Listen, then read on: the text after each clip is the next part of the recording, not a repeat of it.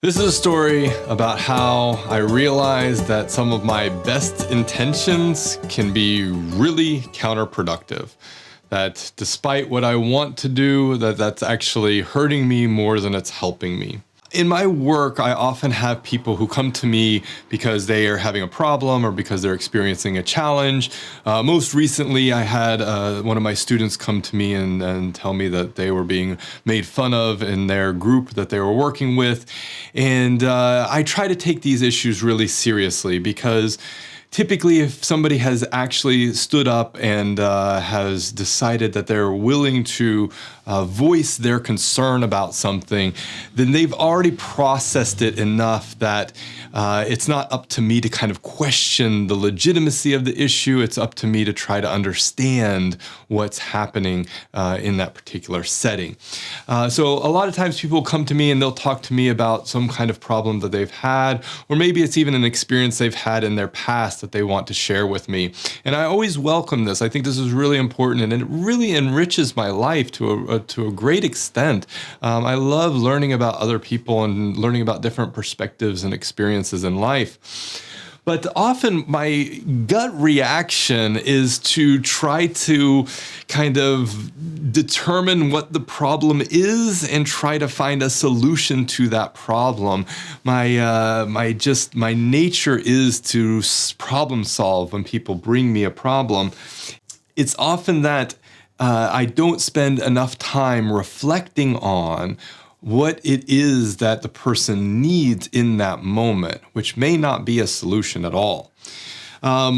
In school, as a kid, I was always one of the first ones to throw his hand up to answer a question or to provide a comment to the teacher. This was when I was very young, before I started feeling a little bit more socially anxious, a lot more outgoing as a kid, I guess you could say.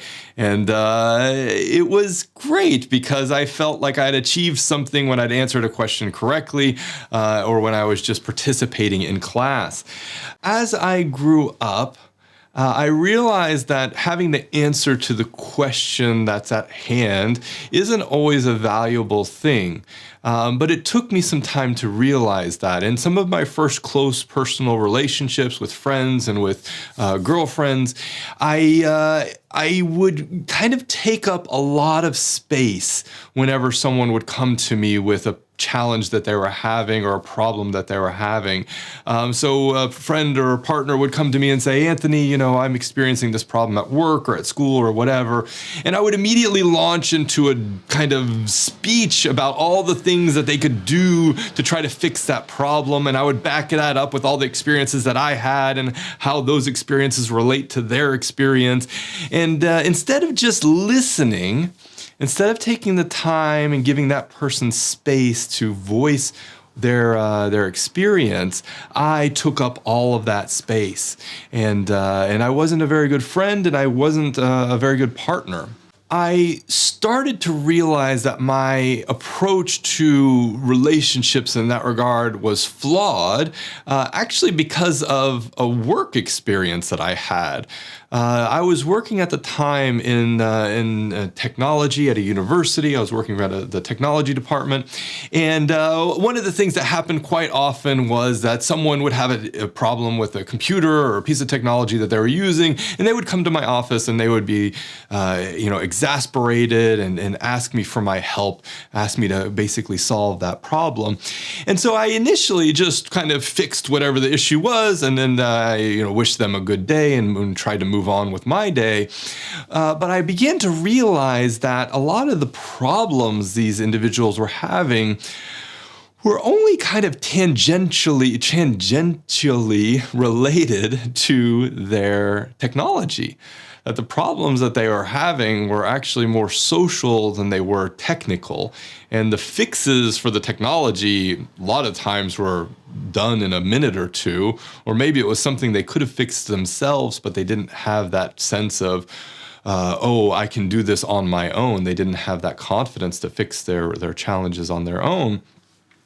And so I started to think differently about how I approach people who are experiencing a friction or experiencing a challenge. And I started thinking more about how can I connect with that person before I try to solve whatever problem they are having. And in doing that, it made me realize that a lot of the technical problems that someone was having is like the tip of an iceberg that leads into a lot of other social challenges that they were having. And in understanding what those challenges were, just hearing that person out and fixing their computer in the process left them feeling a lot better about the interaction that we had. So as I learned these lessons, I started to hesitate whenever someone would come to me with a problem.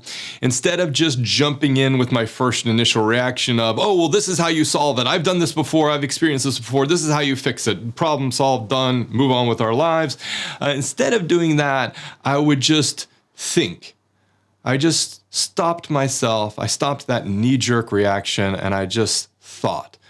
And one of the things that I tried to direct my attention to was, what are some of the things that the person isn't saying that are needs or wants that are behind what they are saying? Try to kind of read between the lines. And this is really tough, especially for someone like me. I have a hard time kind of eliciting someone's kind of latent or unspoken needs.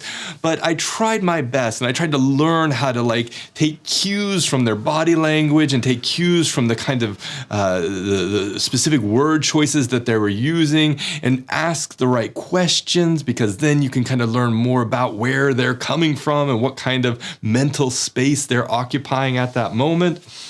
And as I gained the skills to learn a little bit better how to tackle these sorts of problems, I began to apply it in my work as an academic now, traveling around the world and trying to find ways of solving these really challenging issues in equality and in diversity.